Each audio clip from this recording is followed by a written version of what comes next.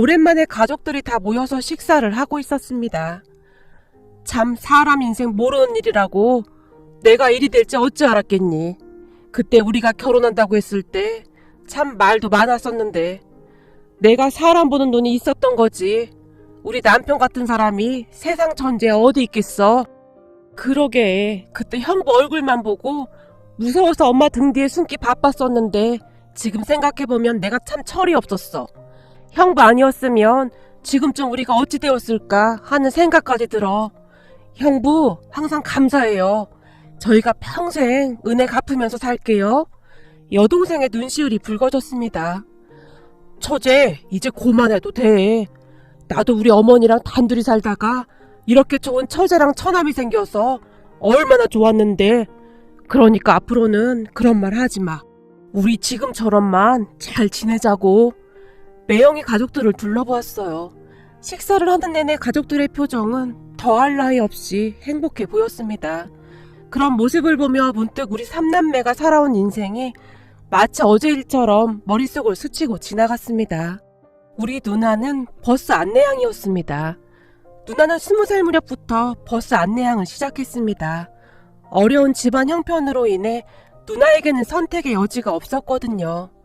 여동생이 세상에 나온 지 얼마 되지 않아 아버지가 막노동을 하시다가 세상을 떠나셨으니까요.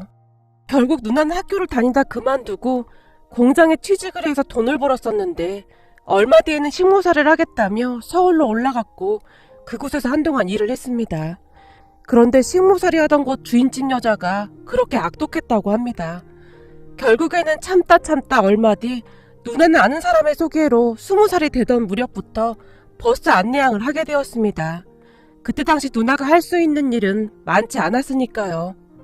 이 누나가 돈 많이 벌어서 올 테니까 니들은 돈 걱정하지 말고 공부 열심히 해야 한다. 그래야 나중에 서름 안 받고 살 수 있어. 누나가 동생과 저를 지그치 바라봤습니다. 그래봤자 누나와 제 나이가 3살 차이였는데 저는 그때 고등학생이었고 누나는 이제 막 20살이었습니다. 누나 덕분에 고등학교까지 다니고 있는데 나도 학교 졸업하면 바로 취업할게. 그때까지만 기다려. 제가 미안한 듯 누나를 바라봤어요. 쓸데없는 생각하지 말고 공부나 열심히 해. 그래야 누나가 고생하는 보람이 있지. 니들은 다른 생각하지 말고 공부나 열심히 해. 누나가 단호한 목소리로 말했어요. 그 뒤 누나는 서울로 올라가서 버스 안내양을 시작했습니다. 아마도 우리 나이대 분들이라면 버스 안내양이란 직업을 다들 아시리라 생각합니다. 그때 당시 버스에는 버스 안내양이 한 명씩 있었으니까요. 버스 안내양이었던 누나는 새벽 5시에 출근해서 밤 늦게까지 일을 해야만 했습니다.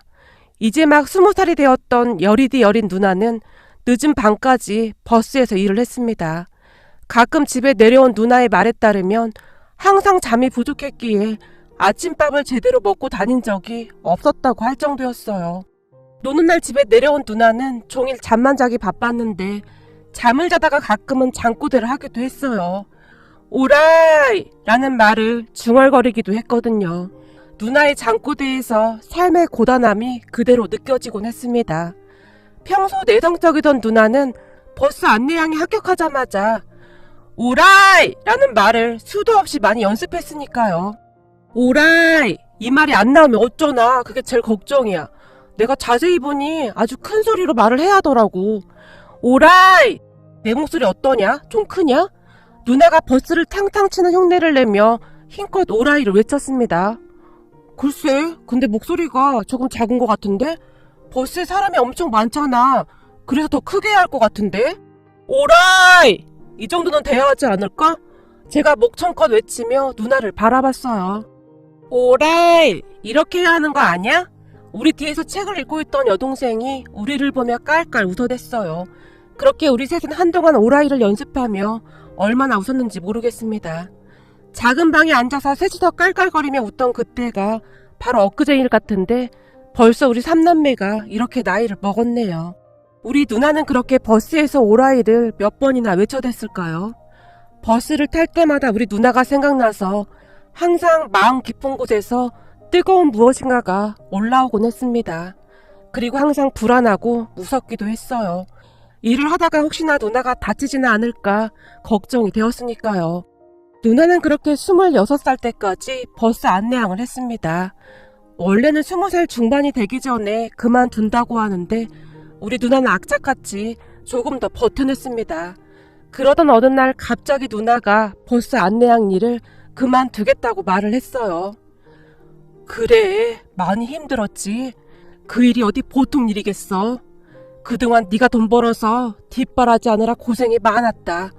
이젠 좀 쉬어. 내가 항상 너한테 염치가 없다. 누나만 보면 미안해하시던 엄마가 누나의 손을 꼭 붙잡은 채 눈물을 훔치셨어요. 엄마가 잘못한 게 뭐가 있다고 그래. 엄마도 그동안 고생 많이 했잖아. 근데 나 힘들어서 그만두는 게 아니라 사실 결혼하고 싶은 사람이 생겼어. 그래서 그만둔다는 거야. 그리고 나이도 많아서 더 이상 하기도 어렵고. 너 사귀는 사람 있었어? 그동안 아무 말도 안 했잖아. 엄마가 놀란 데 누나를 빤히 바라봤어요. 결혼이 확실해지면 말하려고 했지. 근데 내가 한동안 지켜봤는데 사람이 아주 성실하고 착해. 뭐 하는 사람인데 일하다가 만난 거야? 그냥 농사를 꽤 크게 짓는다고 하는데 이것저것 안 하는 농작물이 없는 것 같아. 거기다 시어머님 되실 분도 좋은 분이시고. 누나가 활짝 웃고 있었지만 엄마의 표정은 심란해 보였어요. 농사 짓는 게 아주 고된 일인데 하필이면 농사꾼이랑 결혼을 하려고 해? 그럼 너도 평생을 농사일 해야 할 거 아니야. 지금까지 고생만 했는데 그냥 멀끔하게 차려입고 회사 다니는 사람 만나서 살림만 하면 좀 좋아? 엄마의 얼굴에는 근심이 가득해 보였습니다. 엄마, 나도 뭐 하나 잘난 것도 없잖아.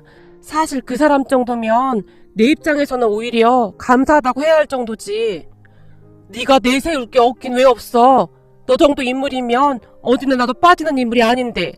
그렇잖아도 저 밑에 동네 방앗간집 아들이 너 마음에 들어 한다고 그 집 엄마가 나한테 네 안부를 계속 물어보고 있었어. 저번 명절에 길 가다가 너 보고는 아주 예쁘다고 소개시켜달라고 했단 말이야. 그 방앗간집 아들은 서울에서 꽤 괜찮은 회사를 다닌다고 하더만. 차라리 그런 집에 시집가면 좀 좋아? 가만 보니 얼굴도 멀끔하고 사람 참 괜찮아 보이던데. 농사 짓는 게 어때서 그래. 난 그렇게 멀끔하게 생긴 사람 별로더라고. 남자답게 생긴 사람이 좋아. 기생오라비처럼 생긴 사람 진짜 별로야. 누나는 이미 결정을 한 것인지 그 어느 때보다 단호했어요. 근데 어떻게 만난 거야? 옆에서 듣고만 있던 제가 누나를 바라봤어요.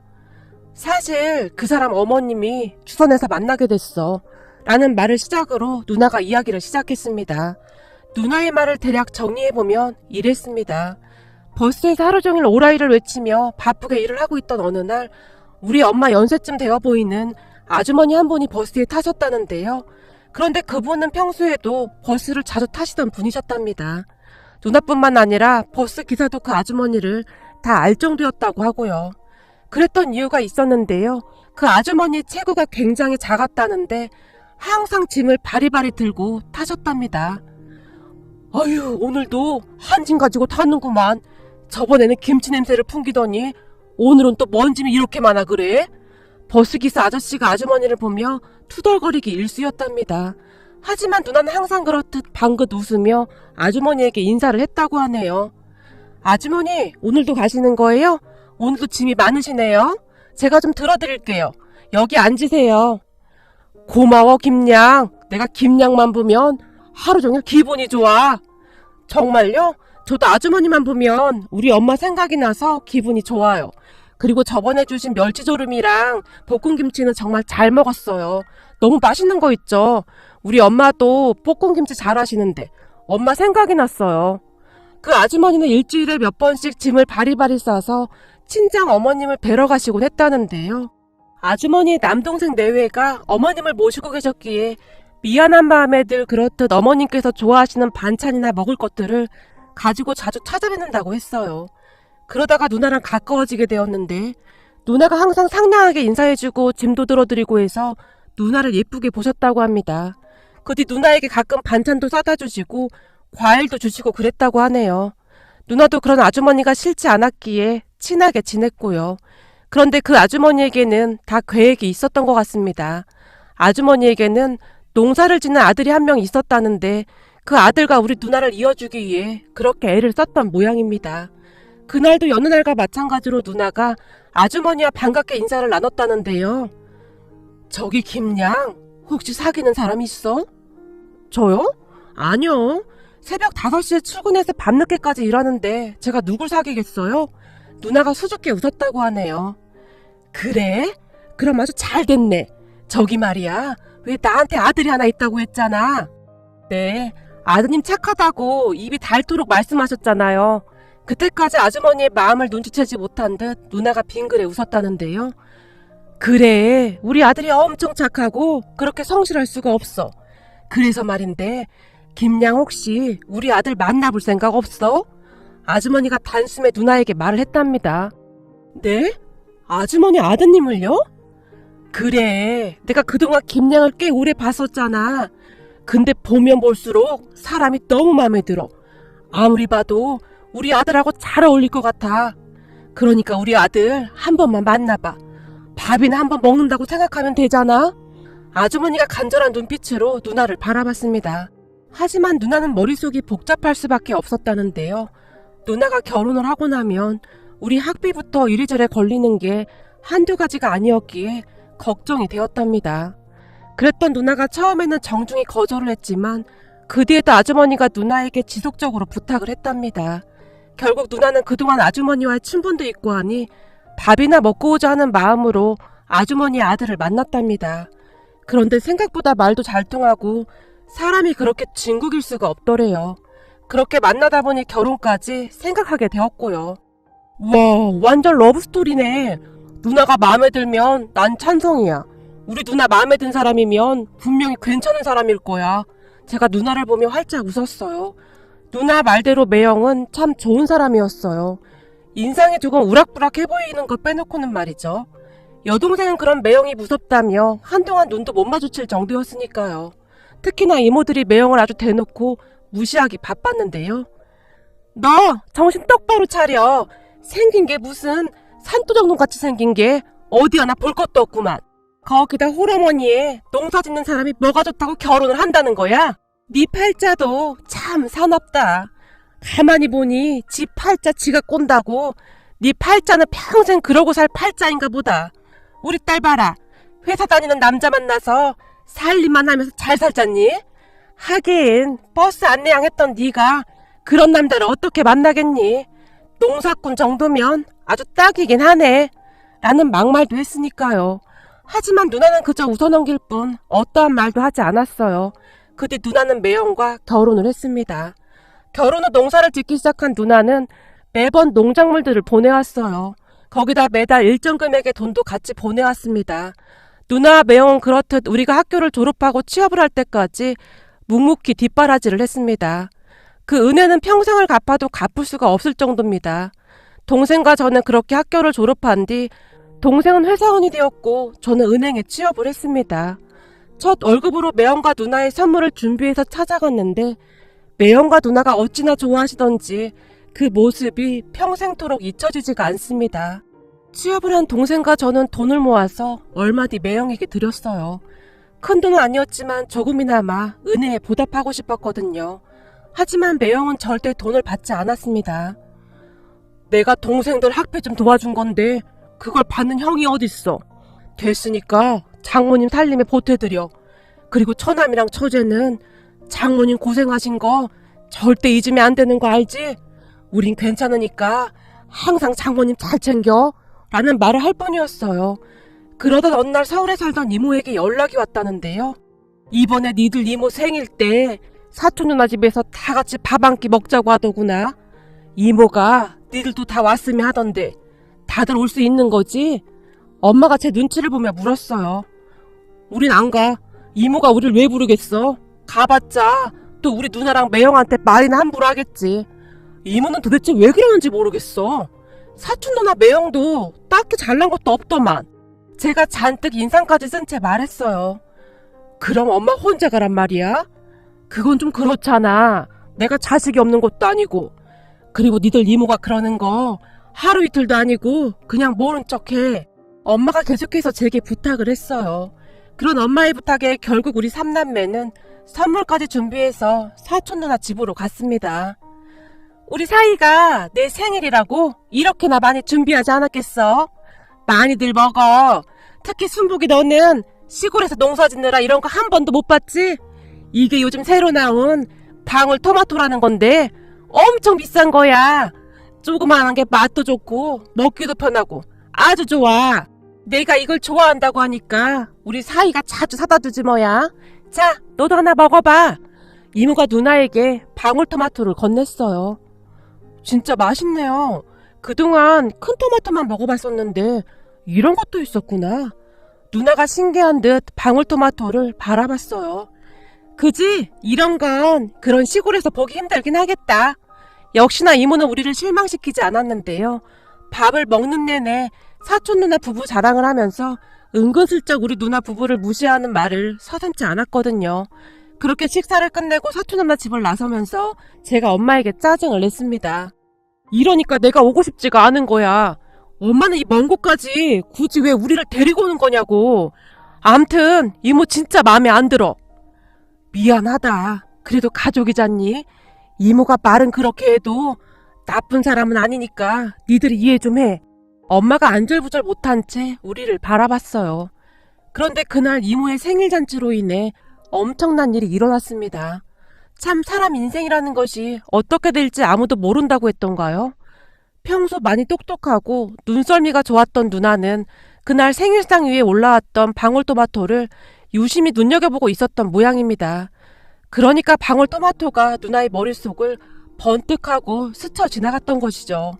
그뒤 집으로 돌아간 누나는 매형을 붙들고 방울토마토 농사를 지어보자고 설득하기 시작했습니다. 처음에는 매형이 펄쩍펄쩍 뛰었지만 누나는 쉼없이 방울토마토에 대해 공부를 하기 시작했습니다. 그때쯤 제게도 수시로 전화를 해서는 지금 백화점에 방울토마토 가격이 얼마인지 확인 좀 해줘봐 부터 시작해서 이것저것 많이도 물어봤어요. 그렇게 방울토마토에 빠져 살던 누나는 매형을 꼬셔서 방울토마토 농사 짓는 곳을 직접 방문까지 할 정도로 열성적이었어요. 그러다 어느 날은 누나가 제게 연락을 했었는데요. 우리 당분간 그 방울토마토 짓는 곳에 가서 직접 배워볼까 해.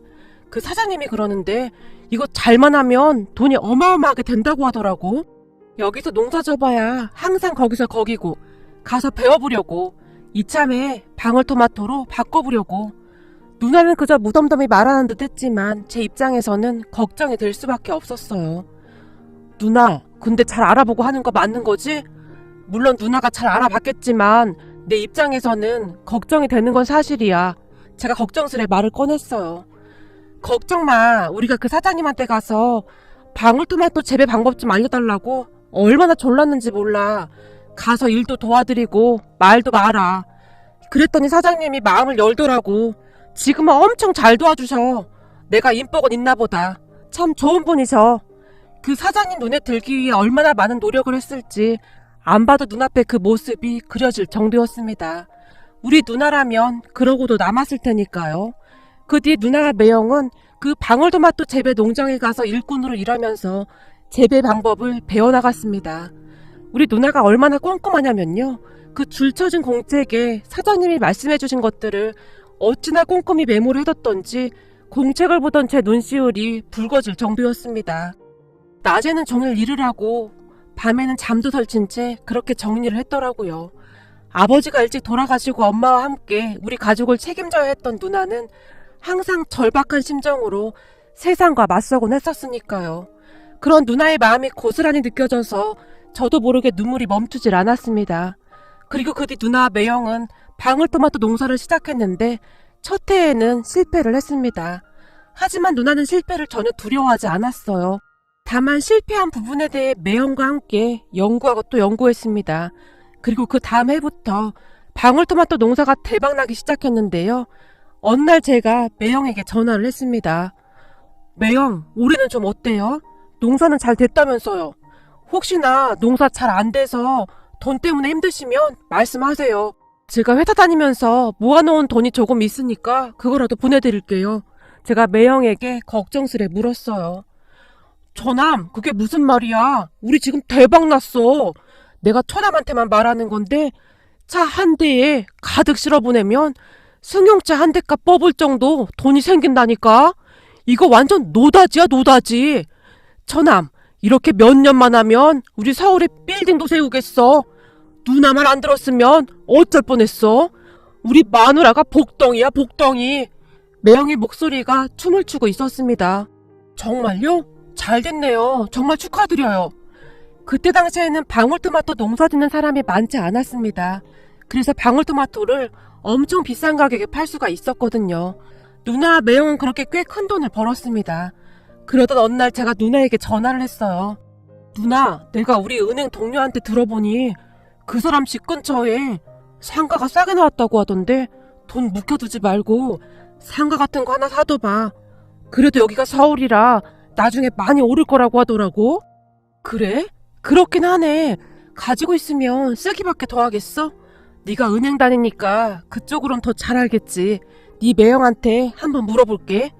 누나가 큰 관심을 보였습니다. 제가 보기에 우리 누나는 돈복을 타고난 듯 했어요. 그때 누나가 헐값에 샀던 그 상가가 한참 후에 다시 한번 대박을 쳤거든요. 그렇게 우리 누나는 소위 말하는 건물주가 되어 벼락부자가 되었습니다. 참 재미있는 게 말이죠. 우리 누나 부부가 벼락부자가 된 것을 보며 이모가 땅이 꺼져라 한숨을 쉬었어요. 아유, 사람 팔자 모른다더니 그 농사꾼들이 벼락부자가 될지 누가 알았겠어. 그때 내가 괜히 방울토마토 얘기를 꺼내서는 라고 이모가 말을 아꼈는데요. 이모가 얼마나 배가 아팠을지 눈에 훤하더라고요. 그 모습을 보며 엄마가 더욱 의기양양해졌는데요. 그때 그 방앗간집 아들하고 결혼했으면 어쩔 뻔했어. 그 집 아들 생긴 게 겁상하니 생겨서 허구한 날 바람이나 피고 다닌다고 하더구나. 내가 사람 보는 눈이 이렇게 없어. 엄마가 미안한 듯 매형을 바라봤어요. 거봐, 내가 뭘 했어. 우리 남편처럼 듬직하고 착한 사람이 최고야. 누나가 다시 한번 매형을 치켜 세웠어요. 당신 덕분에 잘 된 거지. 이게 어디 내가 잘나서 그리 된 건가? 매형이 쑥스럽다는 듯이 누나를 말렸어요.